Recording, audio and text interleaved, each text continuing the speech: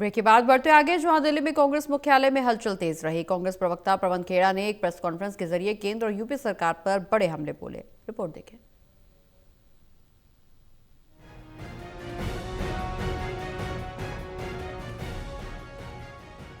दिल्ली में कांग्रेस मुख्यालय में हलचल तेज रही। कांग्रेस प्रवक्ता पवन खेड़ा ने एक प्रेस कॉन्फ्रेंस के जरिए केंद्र और यूपी सरकार पर बड़े हमले किए, चाहे वो जुडिशरी में कथित दखल का मामला हो, संभल की हिंसा हो या फिर जाति जनगणना का मुद्दा।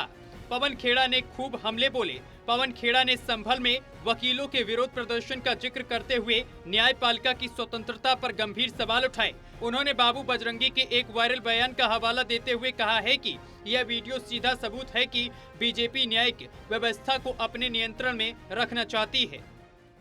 तो कोई ये योगी आदित्यनाथ का नया मॉडल नहीं है, ये टेस्टेड मॉडल है, ट्राइड मॉडल है।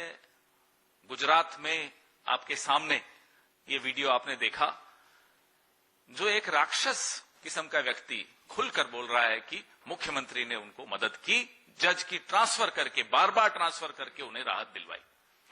तो जो सीजेएम विभांशु सुधीर का तबादला संभल में हुआ, ये उसी पैटर्न का, उसी सिलसिले का एक और हिस्सा, एक और कड़ी आपने देखी।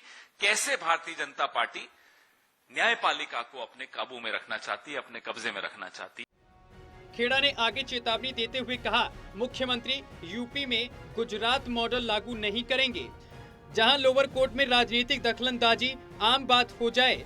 अगर ऐसा हुआ तो आम आदमी के लिए इंसाफ का दरवाजा बंद हो जाएगा। इस दौरान पवन खेड़ा ने तीखे कटाक्ष करते हुए हमला बोला। विभांशु मिश्रा और जस्टिस मुरलीधर के उदाहरण देते हुए खेड़ा ने सरकार को अड़े हाथों लिया। उन्होंने तंज कसते हुए कहा कि विभांशु मिश्रा का सिर्फ तबादला नहीं बल्कि डिमोशन हुआ, वहीं जस्टिस मुरलीधर के मामले में भी उनका तुरंत ट्रांसफर कर दिया गया। वाराणसी के दाल मंडी में हो रही बुलडोजर कार्रवाई पर पवन खेड़ा ने सरकार को घेरते हुए कहा कि बीजेपी यह सब करा रही है। खेड़ा ने साफ किया है कि कांग्रेस की स्टेट यूनिट वहां जमीन पर लोगों के साथ खड़ी है और इस अन्याय का विरोध कर रही है। वहीं जाति जनगणना के नोटिफिकेशन में जाति का कॉलम न होने पर खेड़ा ने केंद्र सरकार को निशाने पर लिया। खेड़ा ने कहा, जब हम मांग करते हैं तो हमें अर्बन नक्सल कहा जाता है। जब सीजफायर जैसे मुद्दों से ध्यान भटकाना था तो घोषणा कर दी गई कि जाति जनगणना होगी। वाह, क्या मास्टर स्ट्रोक था। लेकिन अब नोटिफिकेशन में कॉलम ही गायब है।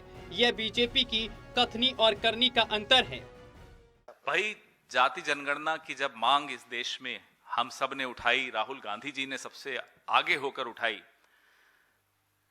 तब नरेंद्र मोदी ने कहा ये तो अर्बन नक्सल हैं। उसके बाद नरेंद्र मोदी ने खुद ध्यान हटाने के लिए ऑपरेशन सिंदूर के वक्त जो हो रहा था, डोनाल्ड ट्रंप जो सबको बता रहे थे कि मैंने सीजफायर करवा दिया, ध्यान हटाना था, बोले जाति जनगणना होगी। फिर आप सब ने तालियां बजाई, तब भी तालियां बजाई जब हमें अर्बन नक्सल कहा था। फिर कहा कि नहीं मैं जाति जनगणना करूंगा, फिर भी तालियां बजाई। मास्टर स्ट्रोक, तो मास्टर स्ट्रोक पे मास्टर स्ट्रोक। उसके बाद क्या हुआ? अब जनगणना में जाति का कॉलम नहीं है। ये व्यक्ति जब कुछ कहे तो समझ लीजिए उसका उल्टा करेगा। ये कहते कुछ हैं, करते कुछ हैं, सोचते हैं ही नहीं। तो सोचते कुछ हैं नहीं बोलूंगा मैं। वहीं पवन खेड़ा ने अर्थव्यवस्था और केंद्रीय मंत्री गिरिराज सिंह पर भी हमला बोला। गिरिराज सिंह द्वारा डिबेट के चैनल पर खेड़ा ने चुटकी लेते हुए कहा है कि उन्हें अपने चुनाव क्षेत्र का हाल तक नहीं पता। वहीं विदेशी नीति पर भी तंज कसते हुए पवन खेड़ा ने हमला बोला। टोटल टीवी के लिए प्रदीप कुमार की रिपोर्ट।